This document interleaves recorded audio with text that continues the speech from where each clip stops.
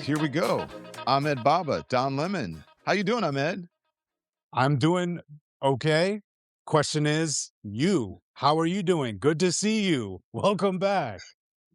That is the most interesting thing. Thank you very much. When I see people go, "Hey, how you doing?" They'll go, "No, no. The question is, how are you doing?" Yeah, it's like just go to casual and other live. No, brother, you were center stage in the middle of a fight for the First Amendment. Ooh, yeah, I know. Don't I know? I had no idea that it was going to be this.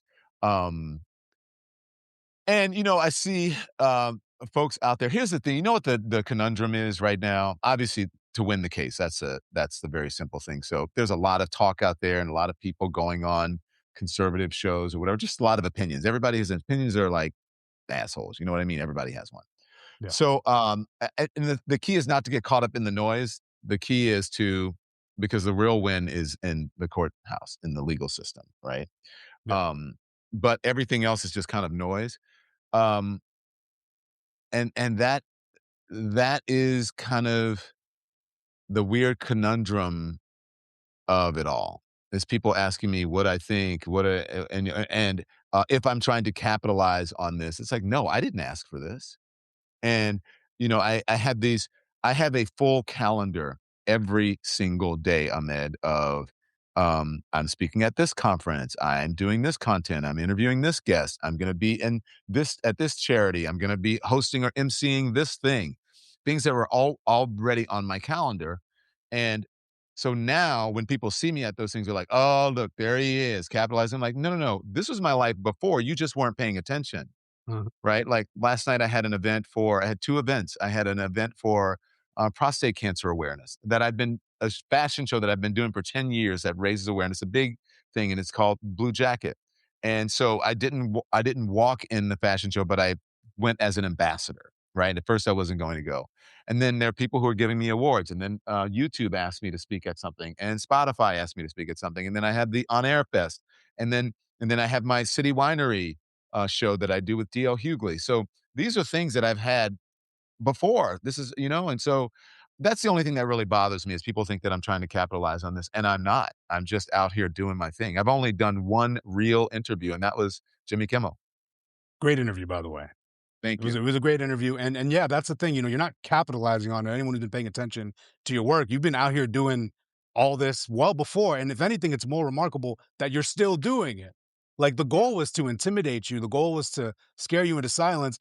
And I've been seeing your content, and you are doing the opposite. You are speaking out more forcefully. And one of my questions for you, aside from just how you feel, is has this changed you in any way? Like, do you feel has it settled in? Are you, like, gonna approach things differently, or are you just gonna keep at it? Oh, that's a really good question. I only know one way, and that's to tell the truth. And this is it's not just a job. This is a profession for me. This is my mission is to tell the truth and to bring light to dark places and to exposure and the First Amendment, the freedom of the press. Without the First Amendment, the other amendments don't stand. It's the bedrock of our Constitution, the bedrock of our republic or democracy. And so, I stand by that. I stand with that, and I think that I'm going to prevail. And so, that's it. But has it changed me? You know, I was thinking as I was sitting there in the holding room that, maybe I've been playing at too small a level. This is a Mm, weird thought that I had, and I don't know if this was God speaking or whatever. And so I'm like, maybe I should do something else. Maybe I should need to run for office of some sort. But I don't like politics, and wouldn't want to run. But people are like run for whatever. So I don't, I did think about that. But what I do now, though, I think also I have a big voice too. But imagine that on top of being able to do this. I don't know if I'd be able to do this to serve the viewers and then serve the public because if I'm going to be a politician, if I'm going to run for office, then I want to be able to commit to that 100%. But part of that could be having my own digital show as an elected official somewhere, you yeah. know? Yeah, I mean, I do think that you first off, you ran, you probably win. But you're right, either way, you're serving the public and what you're doing now and what you could do in the future. And, like, I mean, that's interesting you have that thought in the holding self, like, are you playing too small a game? I think you're playing large because that's why they targeted you. But also, like, I'm telling you, man, what happened to you is impacting a lot of people. Like, I know you didn't see it while you were in there, but you saw it right after the rallying cry. Like, I'll tell you, my initial reaction, man, I was pissed. My first reaction was fury because, like, we've been doing this for what, 6, 7 months, almost weekly now, Mhm. and Mhm. like, so you're a friend. So my first reaction was my friend Don Lemon was arrested, and I was like, pissed. I did like a solo Substack live stream, just kind of venting, kind of talking about it. And then my next thought was independent journalist Don Lemon got arrested. So then I thought about the bigger ramifications, and then, was pissed at the Trump admin. But then I realized, they messed with the wrong one. Like, having known you, they messed with the wrong person because you're not a fearful guy. You're not someone that's gonna, like, shy away, and you turn, adversity into opportunity. So I think, like, all they've done is embolden and empower your platform, and if anything, it kind of revitalizes your purpose in this moment, right? Yeah. You feel Um, yeah, thank you for that. And the weird thing is that, um I usually go on to, like, we do a show together, so that's why I'm doing this. This is you and I talking, but I haven't done the only interview I said I've done is Jimmy Kimmel. But, usually I would go on to, Joy's show if she invited me on, or to, Brian Tyler Cohen if he invited me on, or, Jim Acosta if they invited me on. But I can't do those things now, because, number 1, there's not that much I can say to them, of course. and number 2, it's just I don't wanna look like I'm capitalizing on it, which is weird because those are the normal things that I do every day. And as you know, in this sort of streaming world, whether it is Substack or YouTube or Instagram or TikTok or whatever it is, the streamers, we stick together. Like, the best way they say to promote is to go on to another streamer show and you kinda build upon it. So that part has been a little bit difficult for me because I wanna support my friends who are out here in this digital world. I want to tell my story, but the object is for me right now is to win in the courtroom, and Of I don't want to course. do anything that's going to inhibit that. Yeah, of course. And we're not gonna get into all those details. First off, thank you for still doing this then. Still hopping on the Yeah, on the live, we got the two brothers talking, we gotta dissect all the craziness. Well, I'm sure we'll get to the day's news of eventually, but like just on that note of independent journalism, like are you thinking like bigger on that front? Because one of my takeaways was just like, we need like an independent journalist NATO or something. Like we need something where it's like we kind of collab, like an attack on one is attack on all. Like one of the first things I was posting after this was every single journalist, mainstream, independent legacy should have called out forcefully against this. And I fortunately did see a lot of that on yeah. MS Now and CNN, fortunately, but then it kind of died away. But it's like, no, this should be something bigger. Is your thoughts on that? Like, No, I don't disagree with you. It should be, and not just because of me, but if it had happened to someone else, I would be outraged by it. And I do think that we need, as you said, a NATO, and I've been saying that since the very beginning. If you talk to Joy or Jim, they know I've been the number one person saying, "Look, guys, we're stronger together. This is not like traditional um, corporate news where everybody's fighting and everybody's trying to. I want this guest. I want to be first. I want to da da da da. It's not like that. There's enough room for everyone. I was talking to Brian Tyler Cohen. I had him on. We were discussing the First Amendment, and I think the next person I want to have on is Jim. But Jim has to come on my show, and we have to discuss it. You know what I mean? So there's yeah. it's a weird thing. And so we can talk about the First Amendment and talk about the difference between being in corporate and journalism and independent journalism, and in times like these. So that's Mhm. what I want to do with Jim. But Yeah. um, it's hey, man, I do think that we need something like that, and we need a summit. But I think that a lot of people aren't used to that sort of camaraderie. They're used to just being competitive, and I don't think that. I think I have never competed that way. I've competed in just as my friend would say when I was in Chicago. Her name was, oh God, Allison. Oh my gosh, what's her name? Allison Rosati. She was Mhm. one of my co-anchors in Chicago, and she said, "Bloom where you're planted." And so Mhm. wherever I am, that's where I bloom. And I don't worry about what this person is doing or that person's doing it because nobody can do me like me. And that's it. That's what I worry about. And nobody can do you like you. Only Yep. person, nobody can be Joy, nobody can be Jim, nobody can be Ahmed, nobody can be Rachel Maddow, but them, right? And Exactly. so I don't worry about I don't compete that way. I think the win is in authenticity, and then the audience, picks up on that, and they're attracted to that. Yeah, when you're unique, there's no competition. And I just on a personal note, like I could tell you're not on that level that like dog eat dog competitive level of like trying to put other people down. We had our first live, and your first instinct was let's do this every week. It Right. wasn't let me keep this brother down. Let me it was like let's actually build together, right? And let's lift each other up. I've been that way my entire career, and, I mean, someone said, "Oh god, I need a shot. Can you put me on a show?" "Okay, sure. If you're good, great. If you suck, I won't have you back.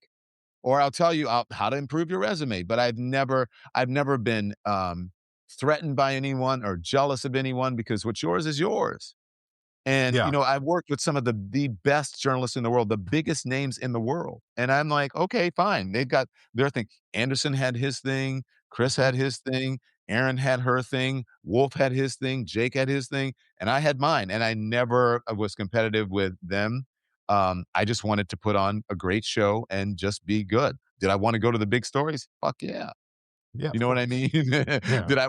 Would I like to get, an exclusive guest? Yeah, but that's a whole whole 'nother thing, you know? Yeah. Of You course, know? yeah, and I mean, I think that's why so many people came to your defense, because you had built up that reputation over years. You had people coming out the woodwork defending you, your show, your live stream, you had everyone come through on there, and, I didn't, get on that day, but, like, I was out here on the Twitter tweeting, I was going hard on They not posting call you? videos. No, I didn't get on there. I mean, it's Uh, all I don't know if they have your number because you're in the Substack thing that you yeah. need to be I I'm need not to in the connect with I'm not in the your team. YouTube yeah, I'm not in the YouTube universe, but, Yeah. like I either way, I was out here pushing, I was saying "Free Don Lemon," I was calling for yeah, I was literally trying to get a hashtag going, like, I was The back fuming, of my shirt says "Free Don Lemon." No, I'm kidding. you're not gonna do you're not gonna do the mugshot merch, are you?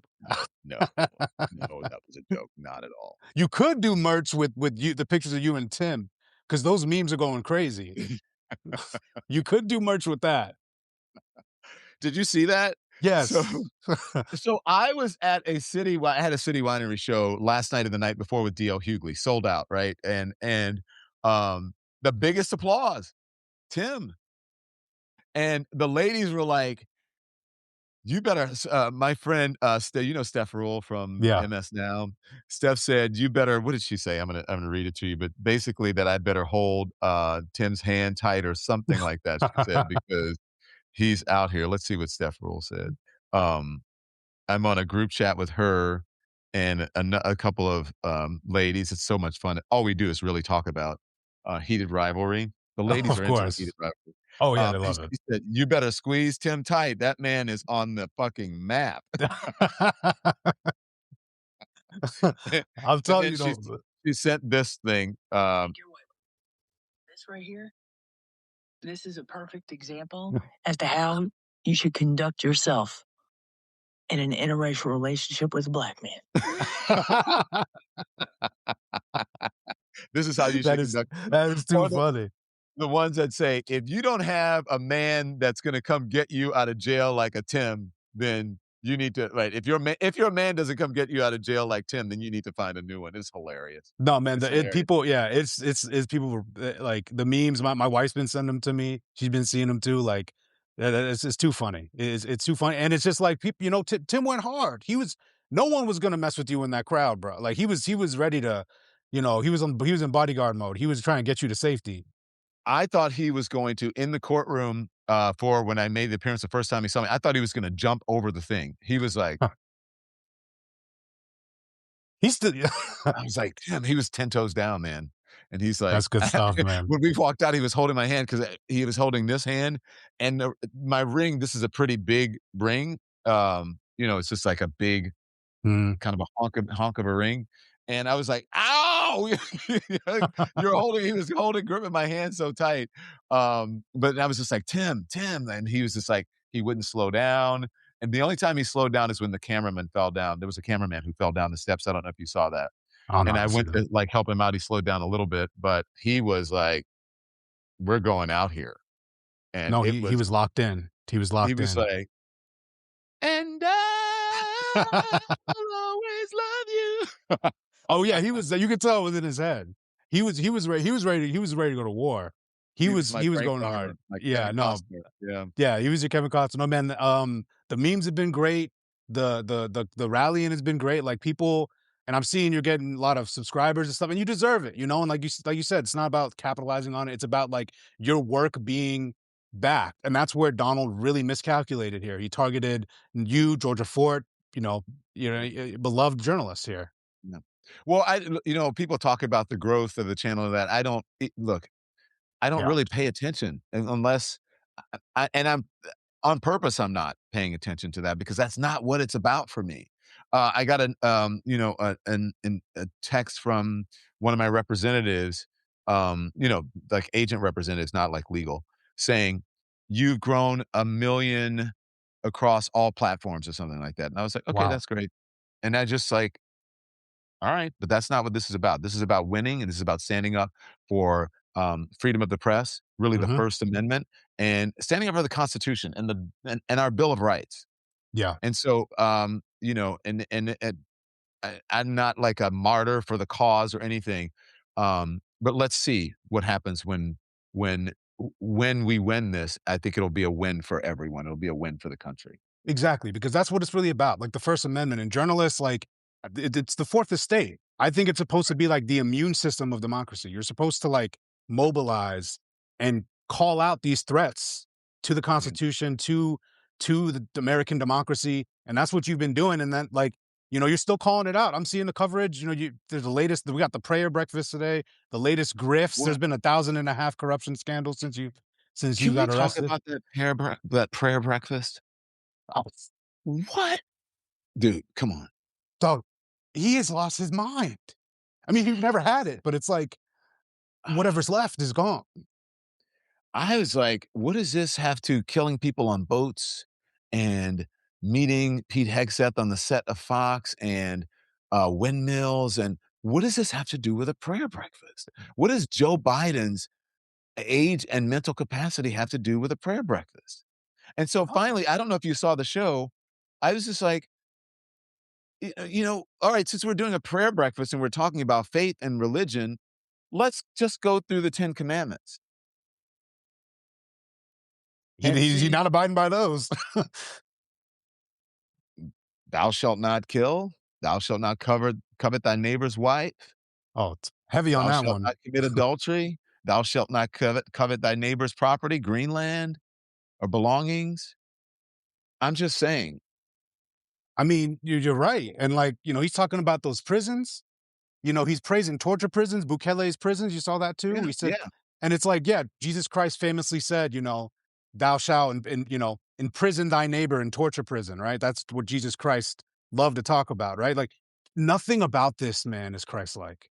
Nothing about him represents Christianity, and it's clear as day. And, like, you literally wrote a book on this, right? I You wrote a did. book on this, right? And what was it? Just for people in the audience who It don't was know. the book is called "I Once Was Lost: My Search for God in America." I once was lost, my search for God in America, and it's about exactly what is happening now, about the blurring of the line between church and state, really trying to erase the line between church and state. And he said that. Did you see that in the prayer breakfast? When No, what do you say?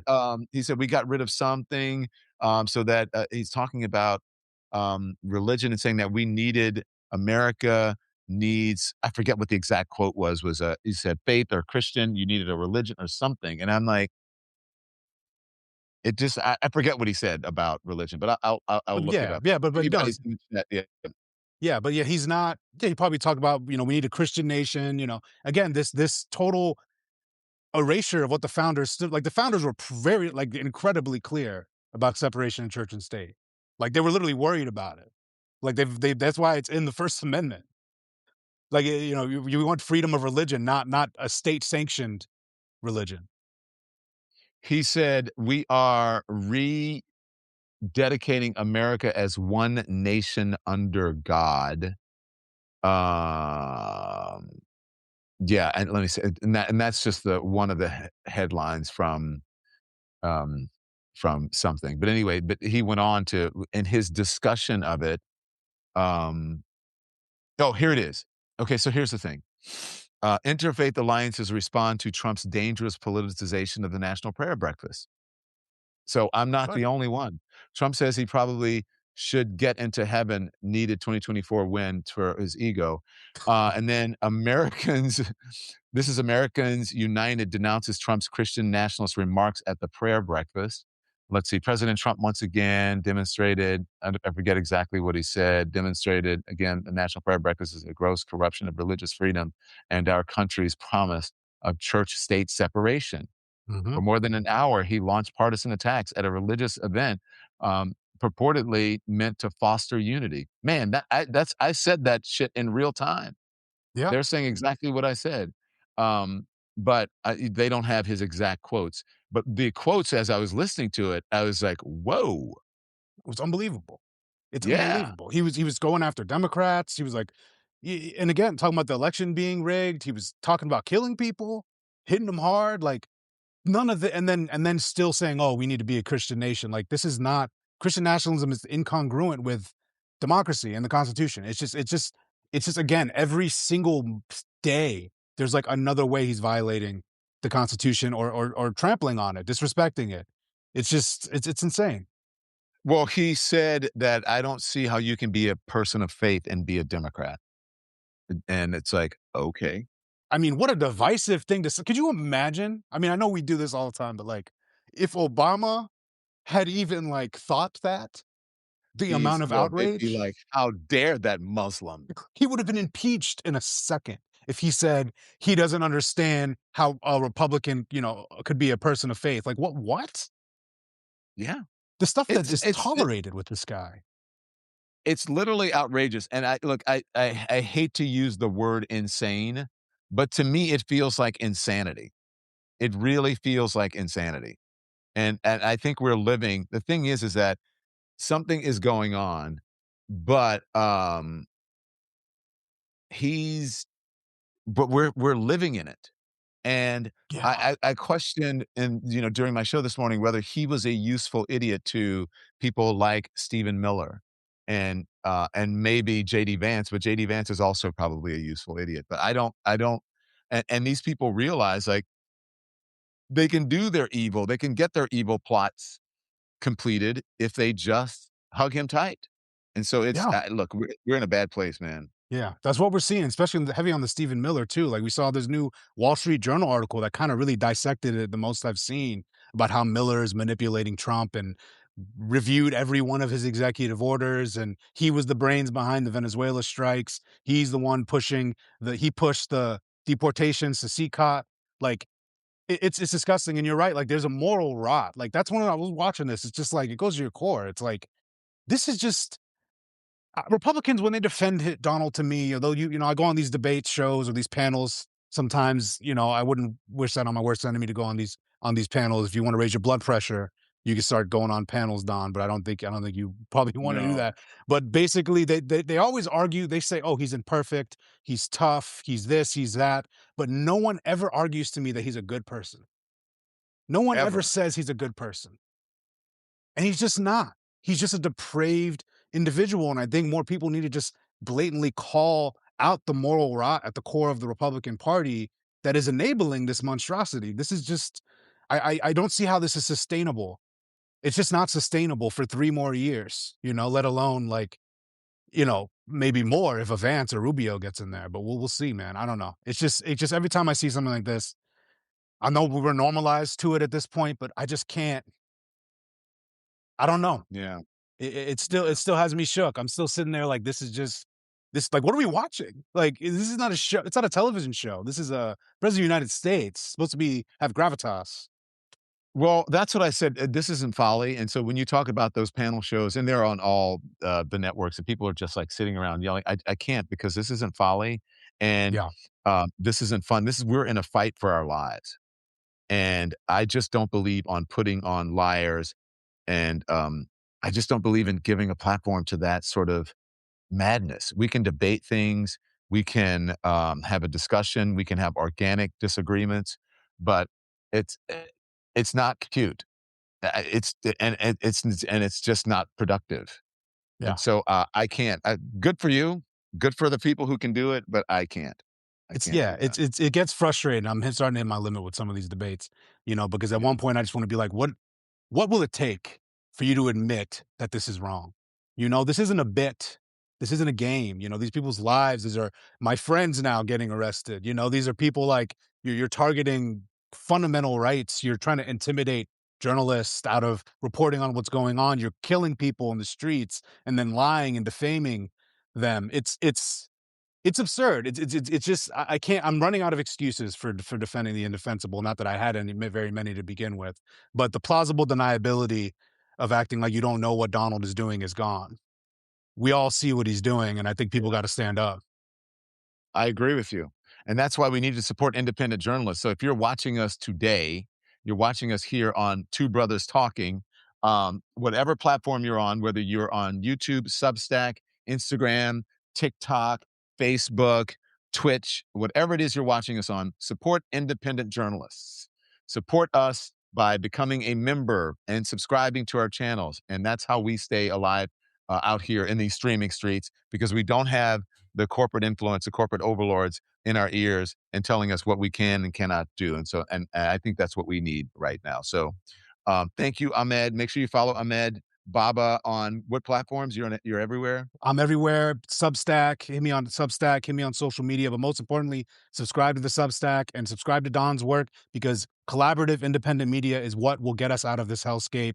It is people who are not beholden to corporate overlords or billionaires, and people who want to spread the truth and push back on authoritarianism. We need this now more than ever.